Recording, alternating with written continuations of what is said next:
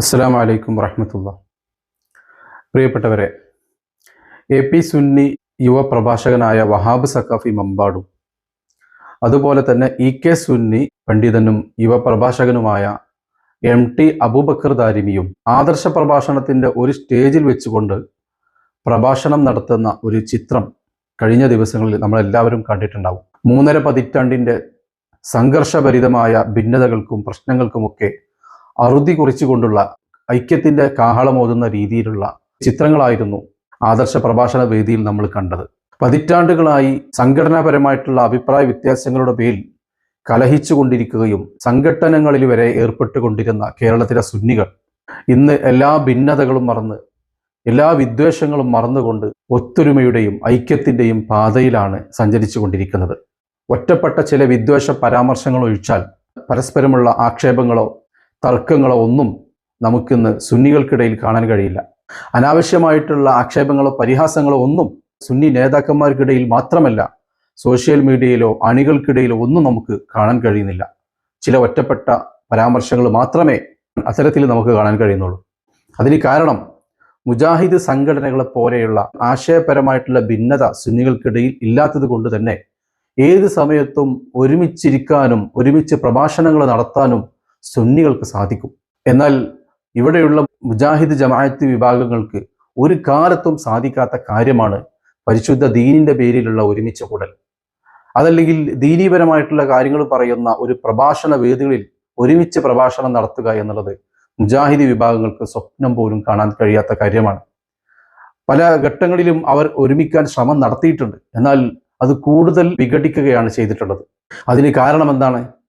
കേവലം സംഘടനാപരമായിട്ടുള്ള അഭിപ്രായ വ്യത്യാസങ്ങളല്ല ഈ മുജാഹിദ് സംഘടനകൾക്കുള്ളിൽ ഉള്ളത്. നമുക്കെല്ലാവർക്കും അറിയാം, പരസ്പരം കാഫിറാക്കുകയും മുശ്രിക്കാക്കുകയും ചെയ്തുകൊണ്ടിരിക്കുന്ന ഒരു പ്രവണത കാലങ്ങളായിട്ട് നമ്മൾ കണ്ടുകൊണ്ടിരിക്കുന്നുണ്ട്. അവർ തമ്മിലുള്ള അഭിപ്രായ വ്യത്യാസം എന്ന് പറയുന്നത് ഒരു മുസ്ലിമിൻ്റെ അടിസ്ഥാനപരമായിട്ടുള്ള വിശ്വാസകാര്യത്തിലാണ്. അതുകൊണ്ട് തന്നെ ആ അഭിപ്രായ വ്യത്യാസം പറഞ്ഞു തീർക്കാതെ അവർക്കൊരിക്കലും ഒന്നിക്കാൻ കഴിയില്ല എന്നുള്ളതാണ്. ഇനി ആശയപരമായിട്ടുള്ള അഭിപ്രായ വ്യത്യാസങ്ങൾ പറഞ്ഞു തീർത്താലും അവരെല്ലാവരും ഷഹാദത്ത് കലിമ പുതുക്കി ചെല്ലേണ്ടതുണ്ട്. കാരണം എന്താണ്? ചെറിയ ചെറിയ പ്രശ്നങ്ങൾ പറഞ്ഞുകൊണ്ട് മറുവിഭാഗത്തെ കാഫറാക്കാനും മുശ്രിക്കാക്കാനും തുനിയുമ്പോൾ മുത്തുനബിയുടെ ഒരു ഹദീസ് ഇവരൊക്കെ ഓർക്കാതെ പോകുന്നുണ്ട്. എന്താണത്? മുശ്രിക്കല്ലാത്ത ഒരാളെ, കാഫിർ അല്ലാത്ത ഒരാളെ നമ്മൾ അനാവശ്യമായി കാഫിറാക്കുകയോ മുശ്രിക്കാക്കുകയോ ചെയ്താൽ മുശ്രിക്കാക്കപ്പെട്ട ആൾ അതല്ലെങ്കിൽ അത് നമ്മിലേക്ക് തിരിച്ചു വരുമെന്ന്. ഇവർ മുശ്രിക്കാക്കപ്പെട്ട ഒരാൾ മുശ്രിക്കല്ലെങ്കിൽ ഇവർ മുശ്രിക്കായി തീരുന്നുണ്ട്. ഈ വിളിച്ച ആൾ മുശ്രിക്കായി തീരുന്നുണ്ട്. അവർ മുശ്രിക്കാണ് എന്ന് പറഞ്ഞ ആൾ മുശ്രിക്കായി തീരുന്നുണ്ട്. അപ്പൊ എന്തായാലും ഷഹാദത്ത് കലിമ പുതുക്കിച്ചല്ലാതെ ഇസ്ലാമിന്റെ പേരിൽ ഒന്നിക്കാൻ കഴിയില്ല എന്നുള്ളത് വസ്തുതയാണ്. നിലവിലെ അവസ്ഥ അനുസരിച്ച് മുജാഹിദ് വിഭാഗങ്ങളിലെ പല വിഭാഗങ്ങളും ഒരുമിച്ചൊരു വേദിയിൽ പ്രസംഗിക്കാൻ വന്നാൽ ഈ രണ്ട് പ്രഭാഷകർ തമ്മിൽ ഒരിക്കലും സലാം പറയാൻ കഴിയില്ല. ആദ്യം പ്രസംഗിച്ച ആളെ തുടർന്ന് നിസ്കരിക്കാൻ രണ്ടാമത് പ്രസംഗിച്ച ആൾക്ക് കഴിയില്ല. അതാണ് അവരുടെ വിശ്വാസം. അവരുടെ വിശ്വാസം അനുസരിച്ച് അവർ പ്രവർത്തിക്കുന്നില്ലെങ്കിലും വിശ്വാസമനുസരിച്ച് സലാം പറയാനോ തുടർന്ന് നിസ്കരിക്കാനോ കഴിയില്ല. കാരണം ആദ്യം പ്രസംഗിക്കുന്നവന്റെ വിശ്വാസപ്രകാരം രണ്ടാമത് പ്രസംഗിക്കുന്ന ആൾ മുശ്രിക്കാണ്, അല്ലെങ്കിൽ കാഫിറാണ്, അവൻ ഇസ്ലാമിൽ നിന്ന് പുറത്തുപോയവനാണ്. അതല്ലെങ്കിൽ രണ്ടാമത് പ്രസംഗിക്കുന്ന ആളുടെ വിശ്വാസപ്രകാരം ആദ്യം പ്രസംഗിച്ച ആൾ മുശ്രിക്കോ കാഫിറോ ആണ്, അല്ലെങ്കിൽ ഇസ്ലാമിൽ നിന്ന് പുറത്തുപോയ ആളാണ്. ഇതൊക്കെ ഇവർ കുറച്ചു കാലങ്ങളായിട്ട് നിരന്തരമായിട്ട് പറഞ്ഞുകൊണ്ടിരിക്കുന്ന വിശ്വാസങ്ങളാണ്. ഒരു സുപ്രഭാതത്തിൽ ആ വിശ്വാസമെല്ലാം തെറ്റാണെന്ന് പറഞ്ഞ് ഒരു വേദിയിൽ ഒരുമിച്ചിരിക്കാൻ അവർക്ക് കഴിയോ? ജനങ്ങൾ വിലയിരുത്തൂലേ? അവരെ വിശ്വസിക്കുന്ന അണികള് അവരിട്ടെറിഞ്ഞു പോവൂലേ? കല്ലെടുത്തെറിയൂലേ? ഒരിക്കലും അവർക്ക് സുന്നികളെ പോലെ ഒരുമിച്ചിരിക്കാനോ ഒരുമിച്ച് വേദി പങ്കിടാനോ കഴിയില്ല എന്നുള്ളതാണ് വസ്തുത. അപ്പൊ ഒരിക്കലും ഒന്നിക്കാൻ കഴിയാതെ, ഒരുമിച്ചിരിക്കാൻ കഴിയാതെ, ഒരുമിച്ച് വേദി പങ്കിടാൻ കഴിയാത്ത രീതിയിൽ അവർ വിഘടിച്ചു പോയിട്ടുണ്ട് എന്ന കാര്യം അവരും നമ്മളും മനസ്സിലാക്കേണ്ടതുണ്ട്. ഇതിനു മുമ്പ് ഒരുമിപ്പിക്കാനുള്ള പല ശ്രമങ്ങളും നടന്നിരുന്നല്ലോ. എന്നിട്ട് എന്തായി? അതൊക്കെ പരാജയപ്പെടുകയാണ് ചെയ്തിട്ടുള്ളത്. കൂടുതൽ ശക്തിയോടെ അവർ വിഘടിച്ച് നിൽക്കുകയാണ് ചെയ്തിട്ടുള്ളത്. അതിൻ്റെ അലയൊലികൾ ഇപ്പോഴും നമ്മൾ കണ്ടുകൊണ്ടിരിക്കുന്നുണ്ട്. പല മഹല്ലുകളിലും പല പള്ളികളിലും സ്ഥാപനങ്ങളിലും അവരുടെ അഭിപ്രായ വ്യത്യാസങ്ങൾ അവർ തമ്മിൽ തല്ലി തീർക്കുന്ന അവസ്ഥയാണ് നമ്മൾ കണ്ടുകൊണ്ടിരിക്കുന്നത്.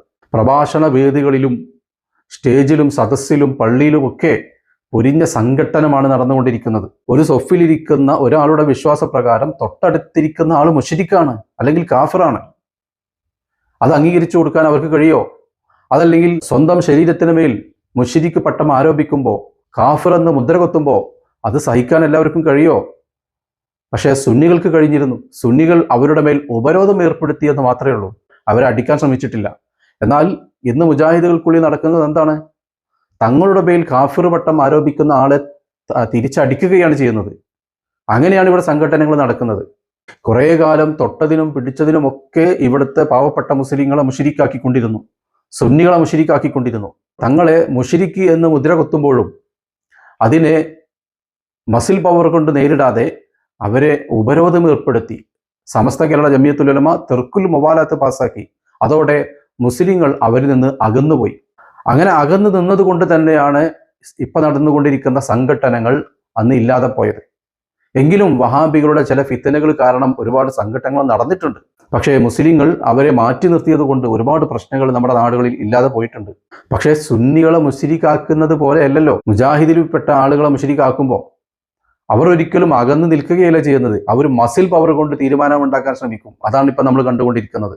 അപ്പൊ അങ്ങനെ ഏതെങ്കിലും സുന്നികളെ മുശ്രിക്കാണ് എന്ന് വിഘടിച്ച് പോയ വിഭാഗത്തിലെ ആളുകളെ മുശ്രിക്കാക്കിയാലേ അവർ കൈയും കെട്ടി നോക്കി നിൽക്കുമോ? അവർ തിരിച്ചു മുശ്രിക്കാക്കി. അങ്ങനെ മുശ്രിക്കാണ് എന്ന് തീരുമാനിക്കാൻ സംവാദങ്ങൾക്ക് പകരം അടിപിടി കൂടുന്ന അവസ്ഥയിലേക്ക് അവരെത്തി. ആ രീതിയിലേക്ക് അവർ അധപതിച്ചു പോയി. കാരണം അവർക്കറിയാം ഇവിടെ ആശയ സംവാദം കൊണ്ട് കാര്യമില്ല, മസിൽ പവർ കൊണ്ട് മാത്രമേ ഇവിടെ വിജയിക്കാൻ സാധിക്കൂ എന്നുള്ളത് അവർക്കറിയാം.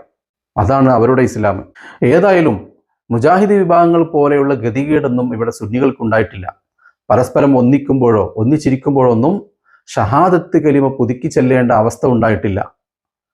അവർ പരസ്പരം മുശ്രിക്കാക്കാത്തത് കൊണ്ട് തന്നെ അത്തരത്തിലുള്ളൊരു അവസ്ഥയിലേക്ക് ഇവിടുത്തെ സുന്നികൾ പോയിട്ടില്ല. അതുപോലെ തന്നെ ആശയപരമായിട്ടുള്ള ആദർശപരമായിട്ടുള്ള ഒരു കാര്യത്തിലും അവർക്ക് പറഞ്ഞ് തീരുമാനമാക്കേണ്ട ഒരു സാഹചര്യവുമില്ല. അങ്ങനെ ഒരു അഭിപ്രായ വ്യത്യാസങ്ങളൊന്നും രണ്ട് വിഭാഗം സുന്നികൾക്കിടയിൽ ഇല്ലല്ലോ. ഇനി ഇവരൊക്കെ ഒരു ആവേശത്തിന് പുറത്ത് ഒന്നിക്കാൻ കയറിയതാണോ? വഹാബ് സഖാഫി ആണെങ്കിലും MT അബൂബക്കർ ദാരിമി ആണെങ്കിലും ഒരു ആവേശത്തിന് പുറത്ത് ഒരുമിച്ചിരിക്കുന്നതൊന്നുമല്ല. അവർ തങ്ങളുടെ നേതൃത്വത്തോട് കൃത്യമായി ചോദിച്ച് അവരുടെ സമ്മതം കിട്ടിയതിന് ശേഷം മാത്രമേ ഇത്തരം ഒരുമിച്ചൊരു വേദി പങ്കിടുകയുള്ളൂ. അപ്പോൾ നേതൃത്വവും ആ ഒരു പാതയിലാണ് എന്നല്ല അതിനർത്ഥം. പിന്നെ അണികളുടെ കാര്യമാണ്. അണികൾക്ക് വേണ്ടത്ര ഈ വിഷയത്തിൽ ഒരു ധാരണ ഇല്ലാത്തത് കൊണ്ട് ചിലപ്പോൾ ഒറ്റപ്പെട്ട സംഭവങ്ങളൊക്കെ പലപ്പോഴും കാണുന്നുണ്ടാവും. അതൊന്നും അത്ര കാര്യമാക്കേണ്ട. എന്നാൽ നേതൃത്വത്തിനിടയിൽ ഒരു ഐക്യപ്പെട്ട മനസ്സ് നിലനിൽക്കുന്നുണ്ട് എന്നുള്ളത് സന്തോഷകരമായ കാര്യമാണ്. സുന്നികൾ തങ്ങളുടെ നേതൃത്വത്തെ അംഗീകരിക്കുന്ന വിഭാഗമായത് കൊണ്ട് തന്നെ ഇന്നല്ലെങ്കിൽ നാളെ ആ ഒറ്റപ്പെട്ട വിദ്വേഷങ്ങളും വെറുപ്പുകളും ഒക്കെ ഇല്ലാതാവുമെന്നത് 100% ഉറപ്പാണ്. അതല്ലാതെ വഹാബികളെ പോലെ നേതൃത്വത്തെ അംഗീകരിക്കാതെ ഞാനും മുജ്തഹിദാണ് എന്ന് പറഞ്ഞ് ഓരോരുത്തരും മുന്നോട്ട് വരുമ്പോൾ അവർക്ക് നേതൃത്വത്തെ അംഗീകരിക്കാൻ കഴിഞ്ഞെന്ന് വരില്ല. അപ്പോൾ നേതൃത്വം ഒരുമിക്കാൻ ശ്രമം നടത്തിയാലും അണികൾക്കിടയിൽ ആ ഒരുമ നടക്കില്ല എന്നുള്ളതാണ് മുജാഹിദിന്റെ പ്രത്യേകത. എന്നാൽ സുന്നികൾ നേതൃത്വത്തിനോട് കൃത്യമായി കൂടിയാലോചിച്ച് അവരുടെ സമ്മതപ്രകാരം ഇത്തരം പരിപാടികൾ സംഘടിപ്പിക്കുമ്പോൾ അവരുടെ അണികളും അത് അംഗീകരിക്കും. അണികൾക്കിടയിലും ആ പരസ്പരം ഐക്യം ഉടലെടുക്കുമെന്നുള്ളത് ഉറപ്പാണ്. ഇത്തരം ശ്രമങ്ങളുടെ പേരിൽ പിന്നീട് ഖേദിക്കേണ്ട അവസ്ഥ സുന്നി പണ്ഡിതന്മാർക്കുണ്ടാവില്ല. ഇനി പ്രിയപ്പെട്ട സുന്നികളോട് എനിക്ക് പറയാനുള്ളത്, 89-90 കാലഘട്ടത്തിൽ നമ്മൾ ഒരുപാട് അനുഭവിച്ചിട്ടുണ്ട്. നിരവധി ആളുകളുടെ ജീവൻ വരെ നഷ്ടപ്പെട്ടു. പലരും ക്രൂരമായി മർദ്ദിക്കപ്പെട്ടു, പലരും അപമാനിക്കപ്പെട്ടു. അങ്ങനെ നിരവധി ദുരന്തങ്ങൾ 89-90 കാലഘട്ടങ്ങളിൽ നമ്മുടെ നാടുകളിൽ ഉണ്ടായിട്ടുണ്ട്. എന്നാൽ കാലം മായ്ക്കാത്ത മുറിവുകളൊന്നും നമുക്കില്ല. അതുകൊണ്ട് തന്നെ എല്ലാം നമ്മൾ മറക്കണം. സുന്നികൾ പരസ്പരം ഇന്ന് സംഘർഷങ്ങളില്ല, വാക്ക് തർക്കങ്ങളില്ല.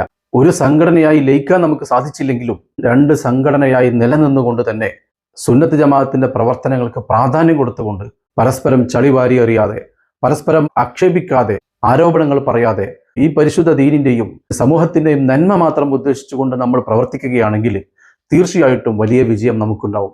പടച്ച റബ്ബിന്റെ സഹായം എന്തായാലും നമുക്കുണ്ടാവും. നമുക്ക് ഭിന്നിച്ചു നിൽക്കാൻ ചില കാരണങ്ങൾ ഉണ്ടായിരുന്നുവെങ്കിൽ ഇന്ന് ഒരുമിക്കാൻ 100 കാരണങ്ങൾ നമുക്കുണ്ട്. എത്ര കൊടിയ പാതകം ചെയ്തവരാണെങ്കിലും അഹ്ലുസുന്നത്ത് വൽ ജമാഅത്തിന് വേണ്ടി അവർക്ക് മാപ്പ് കൊടുക്കാൻ നമുക്ക് കഴിയും. നമുക്കേ അതിന് കഴിയൂ. മുത്തുനബി സല്ലല്ലാഹു അലൈഹി വസല്ലമ തങ്ങളുടെ സ്വന്തം എളാപ്പയായ ഹംസത്തുൽ കർറാർ റളിയല്ലാഹു അൻഹുവിനെ കൊലപ്പെടുത്തി കരൾ പറിച്ചെടുത്ത് ചവച്ചു തുപ്പിയ ഹിന്ദെന്നവർക്ക് പുറത്തു കൊടുത്ത മതമാണ് പരിശുദ്ധ ഇസ്ലാം. ആ മതത്തിന്റെ അനുയായികളാണ് നമ്മളെല്ലാവരും. അതുപോലെ നന്മ ആഗ്രഹിച്ചുകൊണ്ട് മുസ്ലിങ്ങളുടെ ഇസ്സത്ത് ആഗ്രഹിച്ചുകൊണ്ട് നമുക്കും പരസ്പരം ക്ഷമിക്കാം. പഴയ കാലങ്ങളിൽ നമ്മൾ അനുഭവിച്ച ഒരുപാട് പീഡനങ്ങളും അക്രമങ്ങളും ഒക്കെ സുന്നത്ത് ജമാഅത്തിന് വേണ്ടി നമുക്ക് മാറ്റിവെക്കാം. എന്നിട്ട് മുസ്ലിങ്ങളുടെ വിശ്വാസത്തെ നശിപ്പിക്കുന്ന ഒരു പൊതു ശത്രു നമുക്ക് മുമ്പിലുണ്ട്, വഹാബിസം എന്ന വൈറസ്. ആ വൈറസിനെ നമുക്ക് ഒറ്റക്കെട്ടായി നേരിടാം. മുസ്ലിം സമൂഹത്തെ ഛിന്ന ഭിന്നമാക്കിയ, പരിശുദ്ധ ഇസ്ലാമിന്റെ സുന്ദരമായ ആശയങ്ങളെ വികലമാക്കി ചിത്രീകരിച്ച, നിരന്തരമായി ഫിത്നകൾ ഉണ്ടാക്കിക്കൊണ്ട് മുസ്ലിങ്ങളുടെ സ്വസ്ഥത നശിപ്പിച്ച ഈ വഹാബികൾ തന്നെയാണ് ഇന്ന് കേരളീയ മുസ്ലിങ്ങളുടെ, അതല്ലെങ്കിൽ ലോക മുസ്ലിങ്ങളുടെ ഏറ്റവും വലിയ ശത്രു എന്ന് നമ്മൾ മനസ്സിലാക്കേണ്ടതുണ്ട്. അത് കഴിഞ്ഞിട്ടേ പുറത്തു നിന്നുള്ള ശത്രുക്കളെ നമുക്ക് കാണേണ്ടതുള്ളൂ. കാരണം പുറത്തുള്ള ശത്രുക്കളേക്കാൾ ഭീകരമാണ് അകത്തുള്ള ശത്രുക്കൾ. പുറത്തുള്ള ശത്രുക്കളെ നമുക്ക് തിരിച്ചറിയാൻ കഴിയും, അവരെ മാറ്റി നിർത്താൻ കഴിയും, അവരെ പ്രതിരോധിക്കാനും കഴിയും. എന്നാൽ അകത്തുള്ള ശത്രുവിനെ തിരിച്ചറിയാൻ കഴിയാതെ, അറിയാതെ അവരിൽ പെട്ടുപോയി നമ്മുടെ ഈമാനും പരിശുദ്ധ ദീനിന്റെ സുന്ദരമായ ആശയങ്ങളെയും നശിപ്പിക്കാൻ അകത്തുള്ള ശത്രുവിന് കഴിയും. അവരെ മാറ്റി നിർത്താൻ ചിലപ്പോൾ കഴിഞ്ഞോളന്നില്ല. അതുകൊണ്ട് പുറത്തുള്ള ശത്രുക്കളെക്കാൾ അത്യന്തം അപകടകരമാണ് അകത്തുള്ള ശത്രുക്കൾ. ഇത് നമ്മൾ തിരിച്ചറിയേണ്ടതുണ്ട്. കൊറോണ വൈറസിനെ പോലെ അകറ്റി നിർത്തേണ്ട മറ്റൊരു വൈറസാണ് ആത്മാവിനെ പിടികൂടുന്ന ഈ വഹാബിസം എന്ന വൈറസ്. ആദ്യം അവർ കേരളീയ മുസ്ലിങ്ങളെ ഭിന്നിപ്പിച്ചു, അതിനുശേഷം സുന്നികളെ ഭിന്നിപ്പിച്ചു. പിളർന്നുപോയ സുന്നികളെ തന്നെ വീണ്ടും ഭിന്നിപ്പിക്കാനുള്ള ശ്രമങ്ങൾ നടത്തി. അതിനുവേണ്ടി AP വിഭാഗത്തിൻ്റെ പിന്നിൽ ഒരുപാട് സൈക്കിൾ എടുത്തു കൂടി. എന്നാൽ അതിൽ അവർ പരാജയപ്പെട്ടു.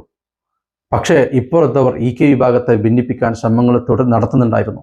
എന്നാൽ ആ ശ്രമത്തിൻ്റെ ഫലമായിട്ടായിരിക്കും ഇപ്പോൾ EK വിഭാഗത്തിലുണ്ടായ പ്രശ്നങ്ങളൊക്കെയും. അതുകൊണ്ട് മുസ്ലിങ്ങളെ പരസ്പരം ഭിന്നിപ്പിച്ച് ഛിന്നഭിന്നമാക്കുന്ന ഈ വഹാബികളെ തിരിച്ചറിയാൻ നമുക്ക് സാധിച്ചിട്ടില്ലെങ്കിൽ ഭാവിയിൽ മുസ്ലിം സമൂഹം ഇവിടെ ചെറിയ ചെറിയ കഷ്ണങ്ങളായിട്ട് ഛിന്നഭിന്നമായി പോകുമെന്നുള്ളത് നമ്മൾ തിരിച്ചറിയേണ്ടതുണ്ട്.